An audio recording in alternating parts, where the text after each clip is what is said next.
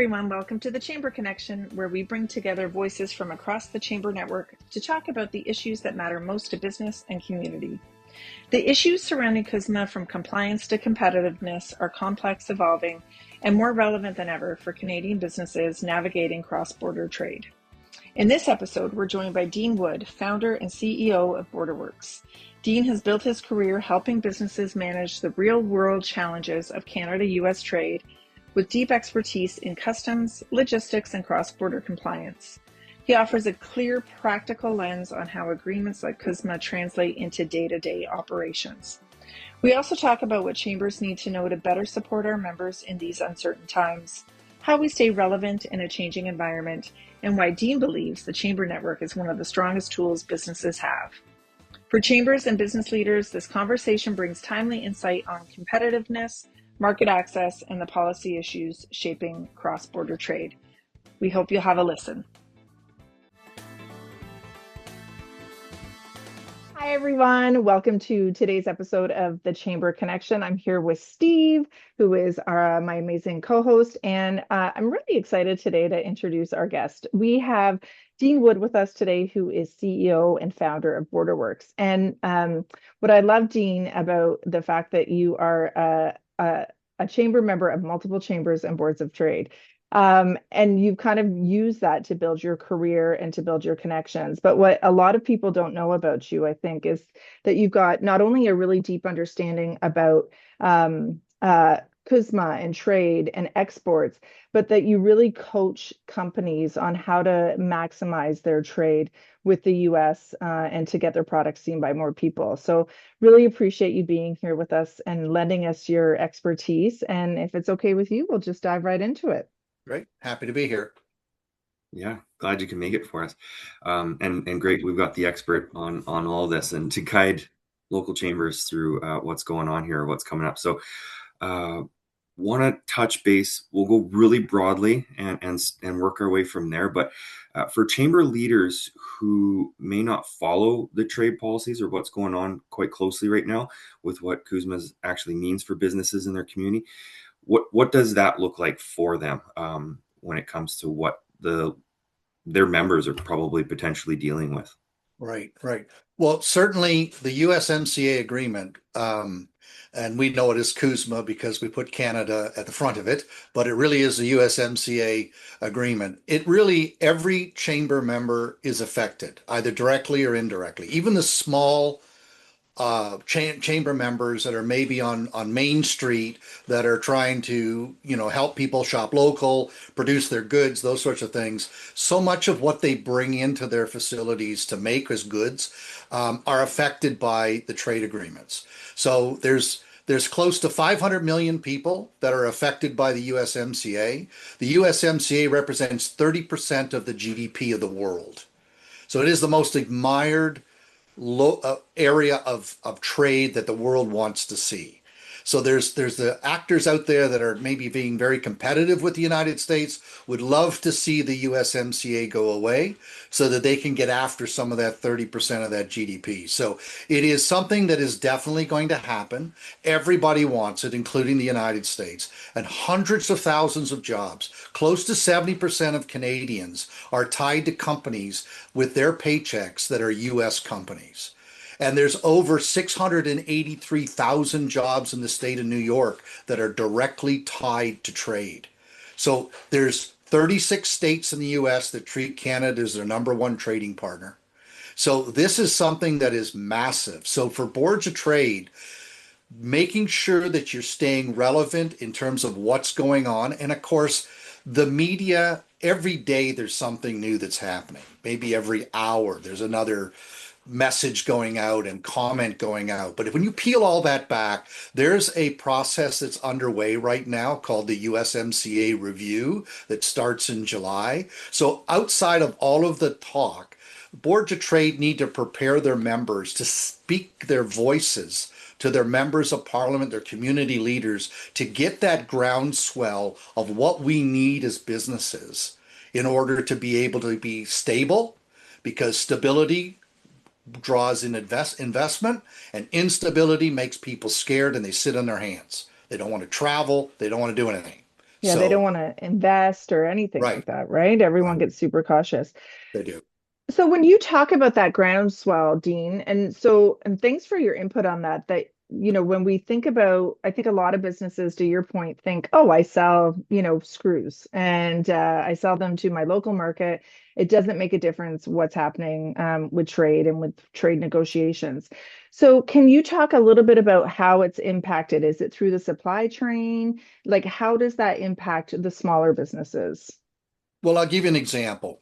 A small computer board that goes into a seat of a car that's going to control that seat to go forward and backward crosses the Canada-US border 8 times while it's being made before that car is finished. Hmm. So even your small operator that buys from a local distributor and he's buying his screws or his nuts and bolts and he says, you know what, it has nothing to do with me. I buy local. I buy from this guy over here. Yeah, but that guy over there is buying it from somebody else. And ultimately, that's going to come from somewhere around the world. And it's interesting you say screws because if they're made of steel or aluminum, Hmm. there are 3 more steps and 3 more tariffs that get hit with those things every time that they move around the world.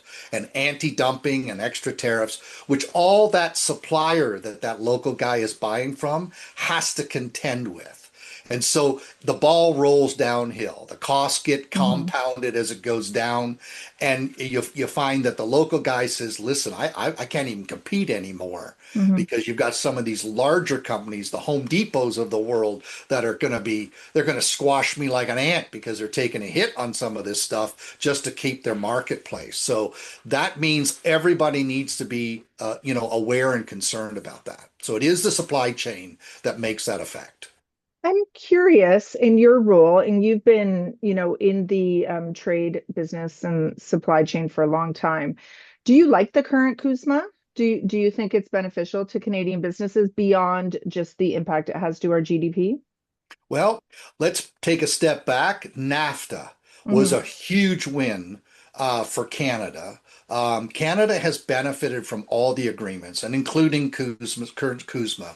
It is something that we really do benefit in terms of the freedom to be able to move goods between our 2 major countries. So it is a huge benefit for Canada. Canada benefited more than the United States did with both NAFTA and with CUSMA. I think the weaker partner in this whole equation is Mexico. Okay. We saw when NAFTA came in and continuing with CUSMA, a movement of assembly plants and manufacturing to Mexico. Mexico has not been what I would consider, and it's just my opinion, has not been as fair a player in the economics of it. They had Chinese made product coming in and companies were stamping them made in Mexico. They were offsetting the labor increase that they had to pay auto workers by taxing them at their source income. So that it really wasn't fair. So I think if we had to, we could even be looking at a US Canada agreement Right. and a Hmm. US Mexico agreement. I think that would be fine. When I travel to Capitol Hill, I've spent time with senators and congressmen a number of times in the last couple of years. And there's a common comment. First of all, when a Canadian walks into their office, we dominate it. They don't want to talk to Oh, any of the local people. They want to talk to the Canadian. oh, They go, oh, interesting. you're from Canada. We love Canada. Like I'm talking Democrat, Republican, didn't matter where I went. There was a huge positive response to us because so many of the states Hmm. rely on the relationship with Canada. Now, they did have a couple of concerns, which have been echoed by the administration, Hmm. which is like our dairy boards. Like we Hmm. we charge 270% on dairy products coming from the United States. And the swing states that got Trump elected, they're putting a lot of pressure saying we got to get rid of that. We want access to the Canadian market. Now, Hmm. for the Canadian consumer, we love it because a bag of milk will drop by about $1 when the competition comes in. And yes, Canadian farmers, just like the tobacco farmers, might have to have their quotas bought out in order to keep them on a level playing field. But we always are good. Canadians are fantastic at pivoting, innovation, Right. going and being able to be resilient in these times. And we've shown that because we have very low inflation issues. We still have a strong market. Companies are still going well. It's just busier because you've got to be paying attention to these things. But I think there's a huge opportunity. They they didn't like the dairy, and they don't like the banking restrictions. They want to be able Hmm. to bring some U.S. banks up to Canada, and they want to have airlines land and pick up in Canada, and and again, if you think about it, competition drives pricing down because supply and demand, right? You Hmm. just have to be the best at what you do, and you'll keep your marketplace. If you don't want to be the best, then you put up barriers to prevent the best from coming in. And so I think that I don't have a crystal ball and a silver bullet to answer how that would be resolved, but Hmm. I think we need to get at the table because the U.S. subsidizes their farmers too. Right. So Hmm. you can't have one without the other. You got to have an honest discussion at the table. Yeah, we have the supply management, right, with the dairy and with Yes. poultry and but yeah, the subsidy to the farmers would have to be equalized Yes. at least. Sorry, Steve, Mhm. I interrupted you. No, that's okay. I just want to kind of a couple sentences go back there for that because you said some interesting stuff there, Dean. That there's that well, like going way back, you said something about 36 states that recognize Canada as being a major trading partner or their main partner, and there's that kind of maybe on their side a little bit of that relationship or expectation that they want to work with Canada a lot more. So I'm curious if you've got any insight or um, recommendations for some of the chamber leaders on how do they kind of exploit that, or Mhm. how do they lean into it and leverage that potential relationship, or Right. that America wants to, like a lot of the states want to work with Right. Canada. How do they continue with that? That is a good question, Stephen, because what you hear in the media today are political shots being taken from both sides. And Harvard did a business study on politics, and that's called megaphone diplomacy, where you throw it out there and you gain political points. Every time our prime minister, rebuffs, the 51st state kind of thing, we will never be sold or whatever. Then, oh, well, Canadians go, yeah, yeah, yeah, I like that guy. I like that guy. He's putting it to that guy, Trump, all that sort of stuff. Doesn't do a lick of good when it comes to the negotiation. Megaphone diplomacy actually weakens your position because it does two things. It aggravates the other side, so they dig in more. And they start to ask for more things than that where they probably would have asked because you've almost insulted them. Canadians have always been what they call quiet diplomacy. And I'll give you a couple of examples. I older than me, many, many years older than Melanie, the Suez Canal got nationalized by Egypt. And at that time, Great Britain, France, and Australia sent a military brigade to literally fight Egypt over that nationalization. It was our foreign affairs minister, Lester B. Pearson, that no one even knew he was doing it, went over there, solved the situation, and avoided a war. It was never announced until the deal was struck. Menachem Begin and Anwar Sadat would have never gone to Camp David if it wasn't for the Canadian diplomats working behind the scenes. Nobody raised a flag. Nobody said, Mhm. hey, this is what we're doing this week. We're going to go to all these countries and we're going to do all this. No, we do quiet diplomacy. And that strengthens your position, but it doesn't necessarily gain you political points Right. because no one knows that you're actually doing anything. So in that regard, what chambers need to do is focus on the strength of our relationship. Hmm. If you called me up, if you were in the if I was cornered publicly and someone said, "Hey, we're going to make you the 51st state." My response would be, I'm totally flattered because no one wants something that's no good. So obviously you think we're really good, that you want us.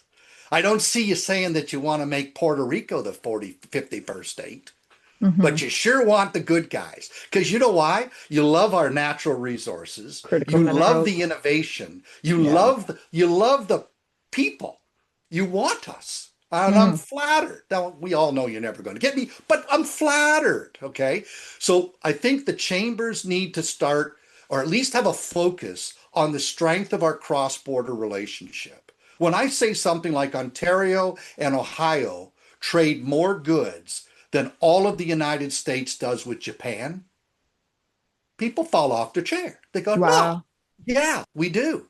8,000 trucks a day are crossing the border. Hmm. Like we have $1.3 billion worth of trade that's crossing that border every single day. So we need to show that if it's crossing the border, it means we're working together. And it also means it's working. It's working. Yeah. So therefore, we need to promote that. Yes. So would that be, like to Steve's question, would that be then chamber to chamber collaborations happening in order to tell that story?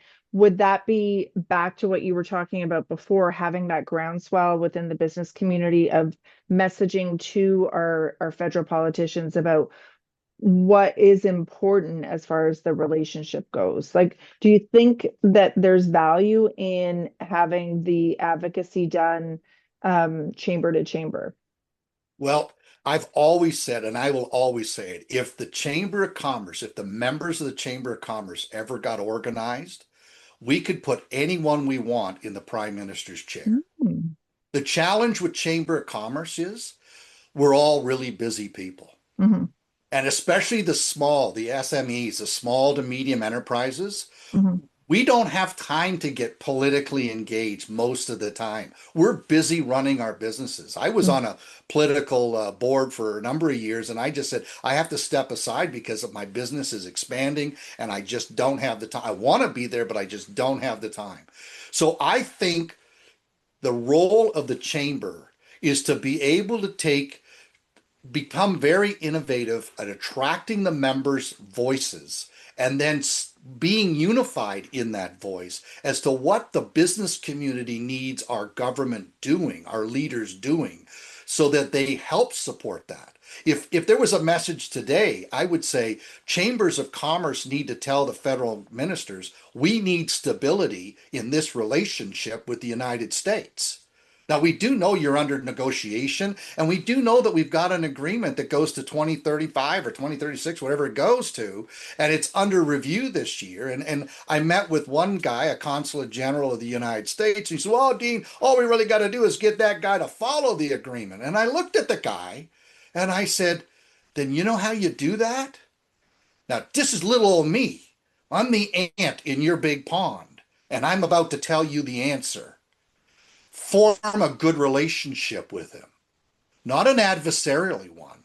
Every time we did well, think about the relationship that Brian Mulroney had with Ronald Reagan and many of the politicians that have had.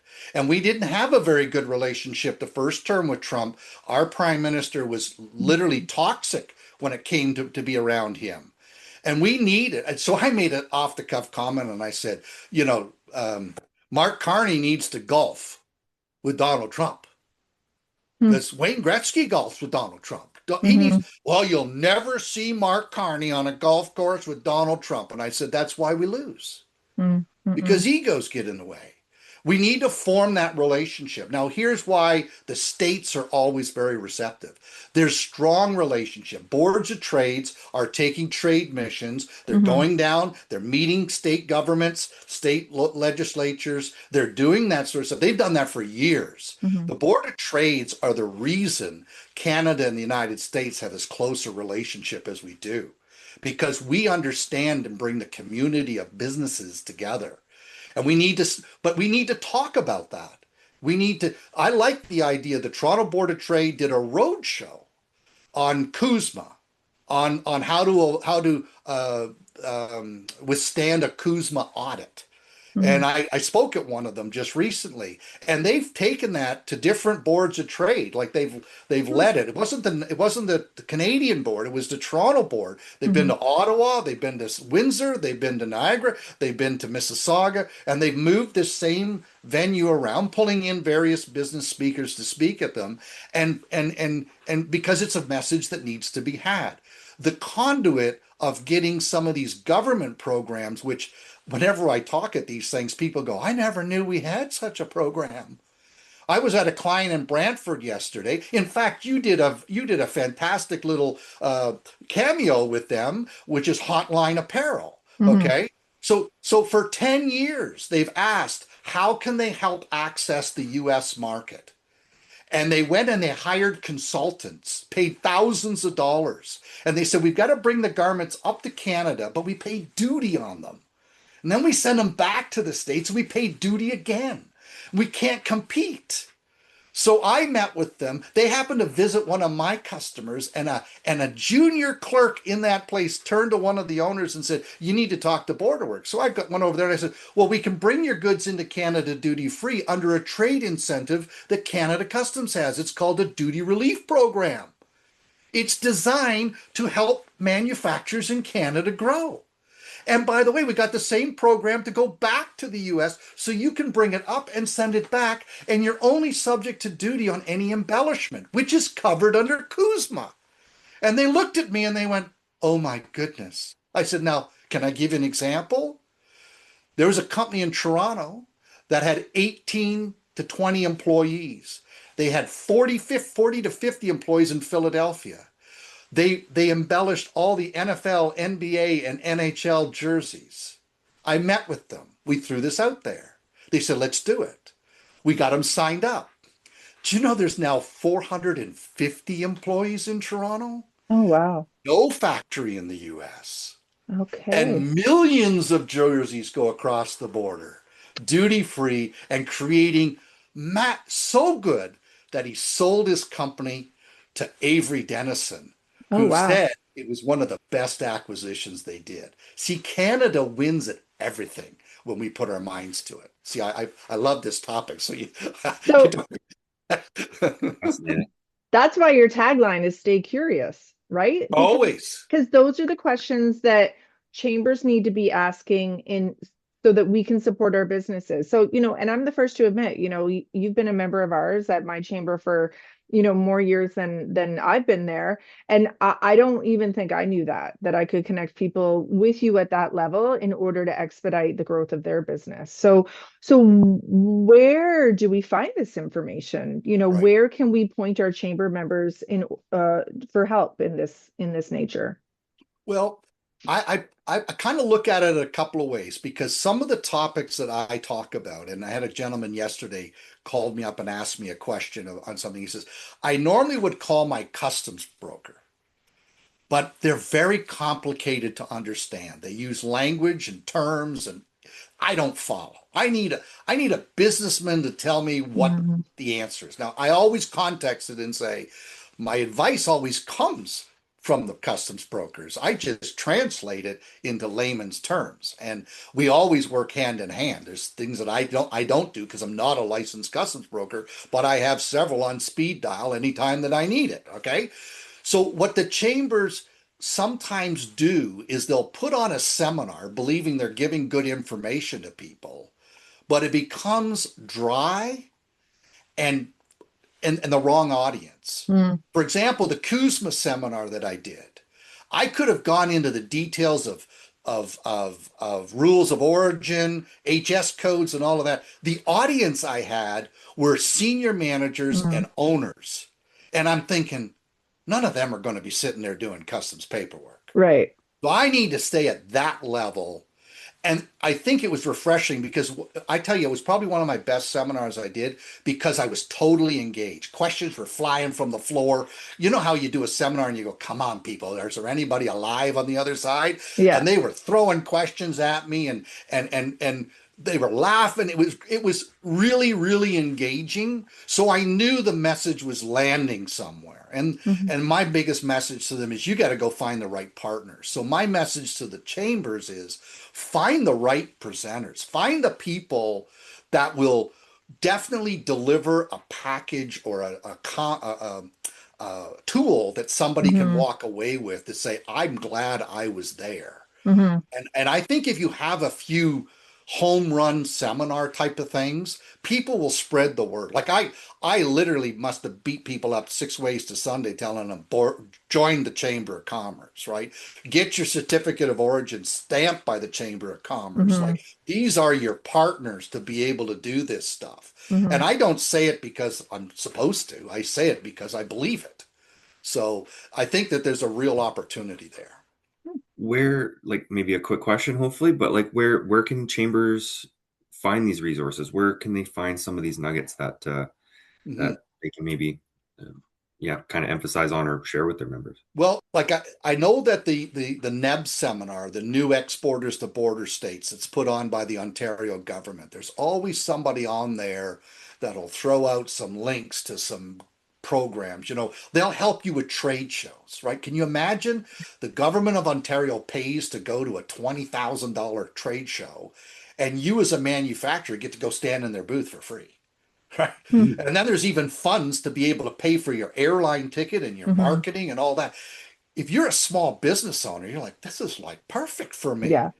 But then there's this whole thing. That sounds really good. How do I get to it? How do I find it? Because navigating the government of Ontario's website is not so easy. So you almost need to, somebody needs to contact those people and find the person that's got that disposition that can really bring it home and Mm-hmm. translate it from the bureaucracy to a usable tool. Mm-hmm. And I think if you collaborate with your other chamber of commerce and say, look at what topics do we need to do? Who's had somebody that really does really, really well? Mm-hmm.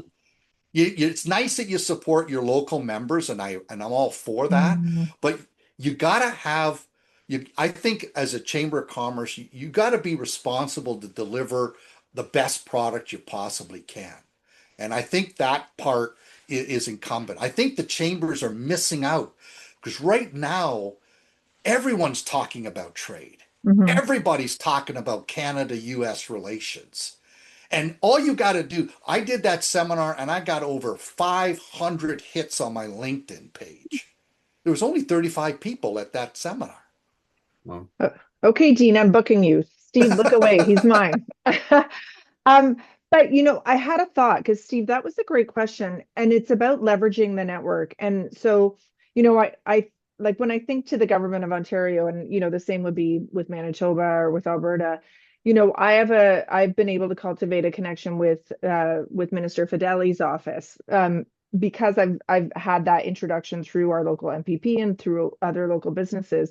So that's where you can leverage your local chamber to maybe get in with, your economic development minister and their staff, but also your provincial chambers, right? So the nice thing is that hopefully people that are listening to this know that they can leverage their Ontario Chamber of Commerce or their Alberta Chamber of Commerce to get the experts in those fields to make those connections for their members, because we often don't have that expertise on our own.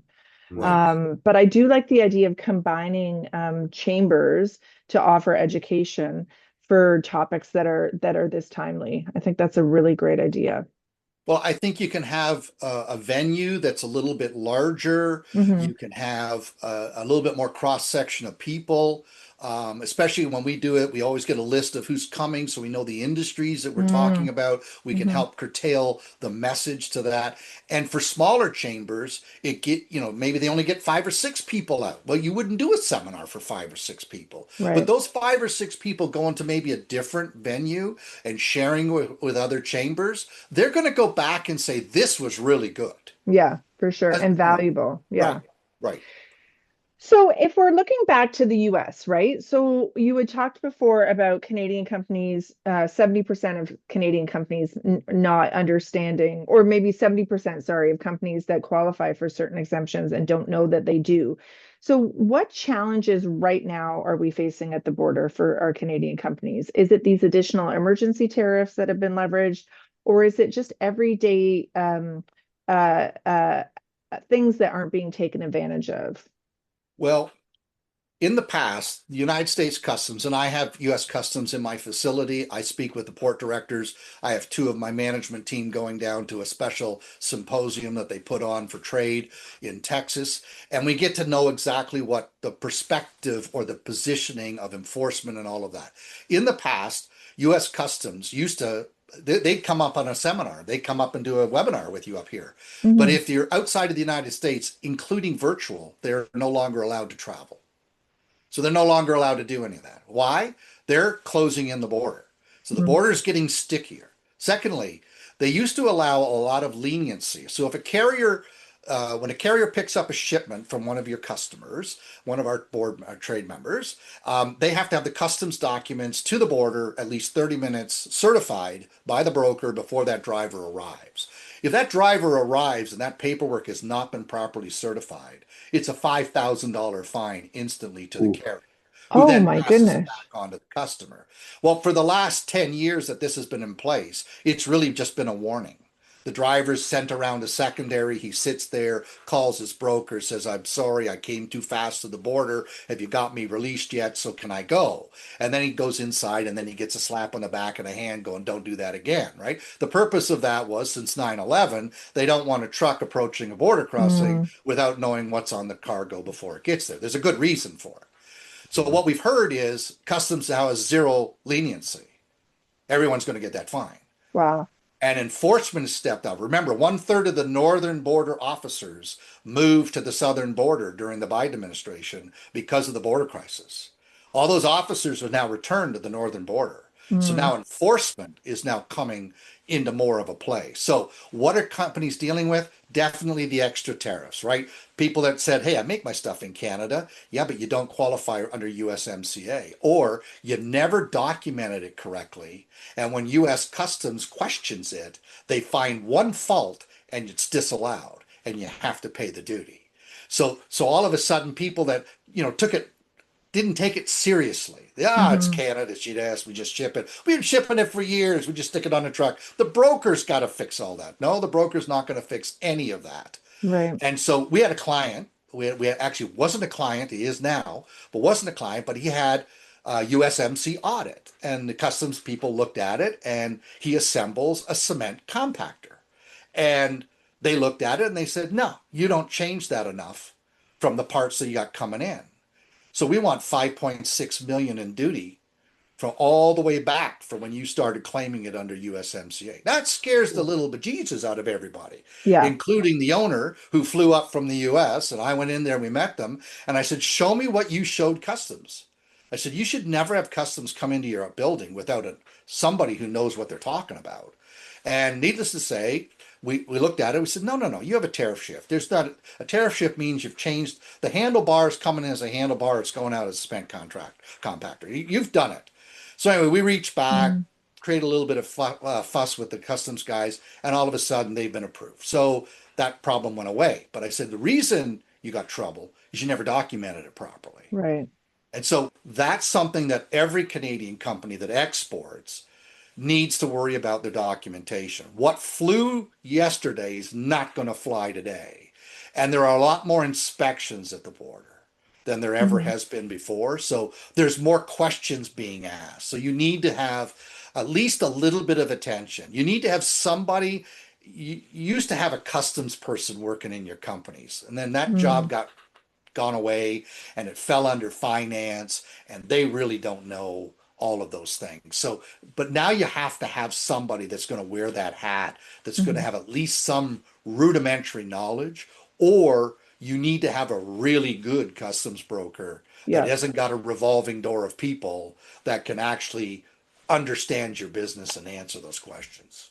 Well, and I don't think this goes away if the midterms, go the way think people, or if there were to be a different president. If you look at the last presidential election, Kamala Harris had just the same amount of protectionism in her Oh, campaign yes. as Trump did. She Right. just wasn't as brash about it. So I feel like this is the new normal.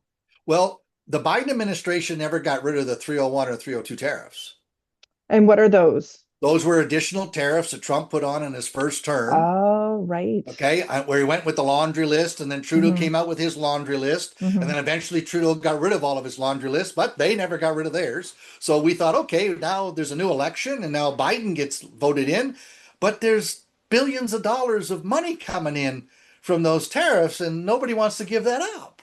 Of And course. so as a result, then it started to change. Now, I think they really want to curtail the dominance that China is has been growing and having around the world. And it's been huge. The impact against China has been outstanding. And it's really helped the northern manufacturers.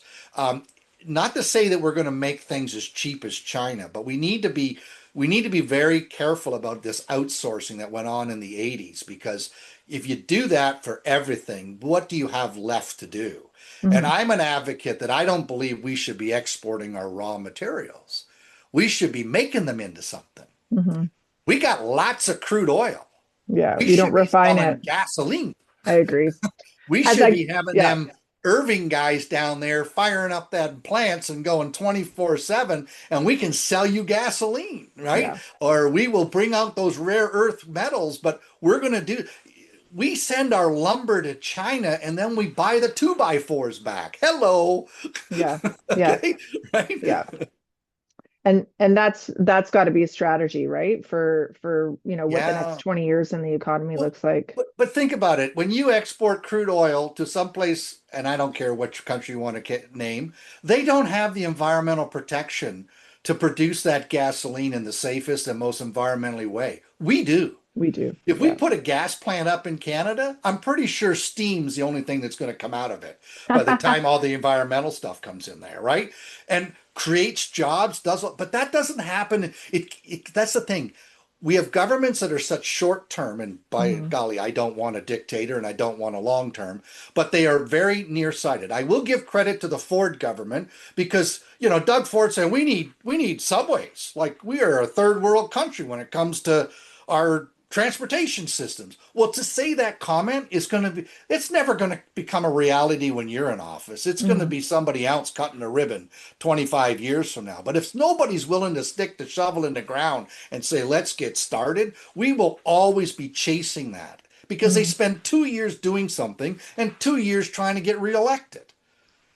Right. And I think that's where chambers can do a difference for us because I go to some of these ones where you meet the politicians and we're going to have the Minister of Finance come in and they come in to give you a 25-minute talk. You get a few high level questions. And I'm sitting there and I'm going, okay, we need to pin these guys up against the wall. We need to give them a question they can't answer.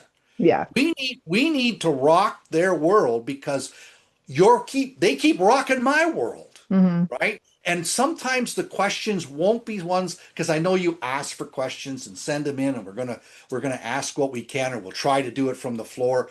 The chambers need to be constantly filtering through the feelings of their meetings, the after hour sessions, all Hmm. of that to say, I'm keeping my little notebook of my Hmm. questions. Hey, I'm getting a lot of people talking at the after hours about, where's inflation going?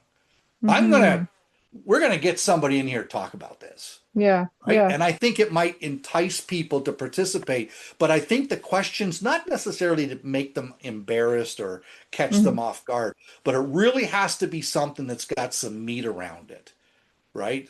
Hmm. Because it's got to be able to make a difference for people. I just see that's my proverbial question. If I'm not going to participate in something that's going to give somebody substance afterwards, I'm not going to participate. We're Yeah. too busy. Yeah. Yeah. True. And yeah, I like how you explain that the chambers end up playing the long game, right? They're the consistent ones, right? And they can be the ones that voice, can adapt, but also keep that historical knowledge and also push forward for positive change, but also the better impacts for their members or business community as a whole.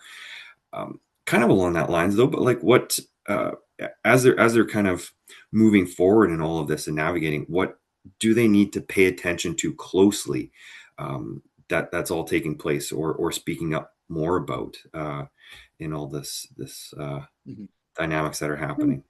Well, I think the chambers have a little challenge because you're representing a very wide scope of businesses. Yeah. And the small operator that's, whether it be a salon, a bakery, Main Street kind of business, they need help. They need tools. They need programs that'll help them, whether revitalization programs from the municipalities and things like that. So you've got that stream to worry about. You've got the mid-sized guy that's kind of dabbling into manufacturing or distributing, and he's going to be doing some cross-border stuff. And then you've even got some large players that are within your regions that it's like, okay, they could squash me like a bug with what they know, but I got to be their voice. And you've got to have Mhm. the talk tracks that address each one of them so that no one feels like they are forgotten. And so that's a real challenge for chambers for sure. Either you find you walk into a chamber and it's made up of 80% of the really small guys, and once in a while you get a big guy. But when you get into some chambers where they mix together, someone's found that magic. And I think you need to query and challenge all the chambers across the country and say, tell me who's coming to your things. Mhm. Tell me if you figured out how to get, the CN Rail guys, not just to Yeah, sponsor, but to show to up show up. because they want to be engaged. Yeah. Mhm. Right? We've done that by creating different segments and then different events. So and when I talk to bigger companies, I'll say to them, I'm not going to invite you to an event that I don't think is worth your while, right? So if I know my after hours is primarily micro-sized businesses, I'm not asking, someone who employs 50 people or has a budget of, multi-million dollars. But I will invite them to things like our power panels Yes. and rooms where I think that it makes sense for them to be in that room because the conversation is at that level. Yeah. But that's hard, I think, for some chamber leaders to do because they're also, doing the bookkeeping and they're, putting out their social media and, they're Right. trying to write policy papers and be relevant Maybe. in their Yeah. community and they're also doing the Santa Claus parade. So that's why we're trying to come up with guests like you to help shortcut it for people so that they can, when they do have a company call them and say, I'm having a challenge with X, Y, and Z in a trade situation, they can say, oh, I would listen to that podcast. I think I'm Right. going to look it up here. Right. Yeah. And Yeah, and again, have some of the central ones that have got some strong leadership in their chambers say, look, right. we're willing to host. How many want to feed into this? Hmm. You can put your signage up. We can do whatever. We can pick a location that's right in the center of all of us. Let's get attendance out there because there's always a groundswell of support when that sort of stuff happens. And I think when you do things like that and you get some larger scale events, even if it's needing to have multiple chambers in, I think you also get the attention of the MPs and the Mm. MPP, Hmm. right? Because they are looking and going, well, those are where my voters are, right? That's Could you right. imagine? Could you imagine if every business owner decided to pick one party and stick a sign on every one of their businesses and tell every one of their employees, I tell my employees, I don't know who you're going to vote for, but you need to pay attention to those ones that are going to help business. Right. Now, I understand that people get an affinity against the owner making gobs of money. And I know that there are guys that go out there and do that. It certainly isn't me, but I know that there's guys out there that are doing that. But I'm telling you, most businesses will pour back money. If you raise my minimum wage that's beyond reasonable, you will get McDonald's to replace every cashier with a reader board. Oh, That's son right. of a gun, they did, They right? did. Yeah. Right? You'll get Walmart expand the self checkout and they will reduce the cashiers, right? Hmm. And there's always going to be a balance in there, right? So, you got to understand that you got to listen to the policies that are going to say, when business grows, it's the tide that raises all ships. Hmm. When business grows, they buy more materials, which drive the economy. They hire more people, which drives the tax base, which gets your health care, which gets your education money where it needs to be. And that's the economic engine. It's never not been there. I'd almost like to see the chambers kind of getting together and getting some more media out there of how important business is. What we didn't come up with Chamber of Commerce just because we wanted to have a social club, Right. right? And I watch Canadian businesses. I have a front row seat for 35 years, and I've seen the ones that take it and they go boom and they Hmm. grow. And I've seen other ones where management just flounders. And that's why I say the reason you need to be part of a Chamber of Commerce is no longer in this world can you walk this path alone. Alone. Yeah. There are too many places that'll trip you up, whether it be trade, customs, finance, whatever. You need to be around people that are weathering that storm together. And you lock arms with them Mm-hmm. because I got to tell you, there was a farmer at the I'm going to finish with this. There was a farm show. The two farmers brought in their draft horses, their Clydesdales. Each one of them could pull 7 to 8,000 pounds. And they said, let's run a contest. What if we hitch them together? And let's take a bet on what they could pull. And people said, oh, they could probably pull 10, 12,000. No, they hooked those two guys together and they pulled 16,000 pounds. And then and I thought that story ended. I thought that was great. Then I found the story one day and I read there was one more paragraph. The one farmer said, now unhitch your horse and let me go get another one of my draft horses. These two were born at the same time and they were trained at the same time. Let's hitch them together. And everybody said, well, there's two horses. They're pulling 7,000 to 8,000 pounds, maybe 16,000, 17,000 pounds, 35,000 pounds. When Oh, you wow. get lockstep with other business people, Mm-hmm.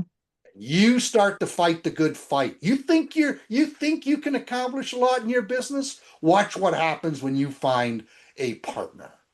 You find the right partner, and Katie bar the door, man. And where do you think you're going to find that? You're going to find it when you find like-minded people. Mm-hmm. You find that, believe it or not, at the thing you ignore time and time again, called a local chamber of Yeah. commerce. We say to Well, people, you may be in business for yourself, but you don't have to be by yourself. And at the end of the Exactly. day, but well, oh my love gosh. it, Dean. That was a lot in a short amount of time. I really appreciate it. That was fantastic. I did not expect a large portion of this being how to run a chamber or how to So optimize your good. chamber and Right. impacts. That's I love fantastic. it. No, it was fantastic. That's really, really good, and so many great points and stats out of this. I'm walking away with a lot. I know Melanie was walking away with a lot. I think a lot of our audience that are going to be hearing about this, this is probably the most work they're going to have coming out of this podcast is researching a lot of what you've talked about and finding those resources that Mhm. benefit their members or maybe that if it's in their jurisdiction or province, they have to create those and advocate for that stuff. So I really appreciate what you've done here and what you explained. I don't know if we're going to get to a campaign nationally to get the prime minister to golf with Trump, but we'll definitely maybe consider that and look into it. But great insights. Thank you so much for this. And yeah, good luck with everything else going forward. That was Dean Woods, everybody. Dean Wood. Thank you. He's the chamber member MVP. I love it. Yeah, and such a yeah. I don't know if I've heard someone articulate so many points about and it being like a chamber champion, like yourself. That was fantastic. And now we know Melanie's chamber and her are the litmus test for other chambers when it comes to some certain events. So thanks for sharing.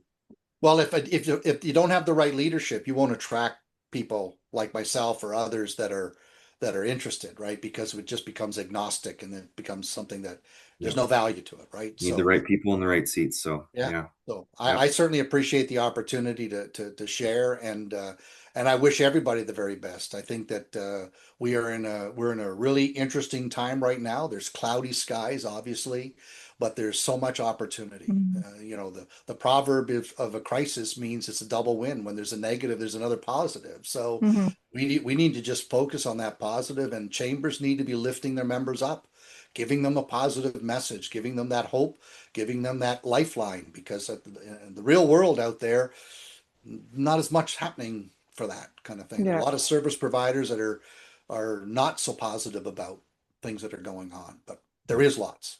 So um, good. thanks, Dean. Awesome message.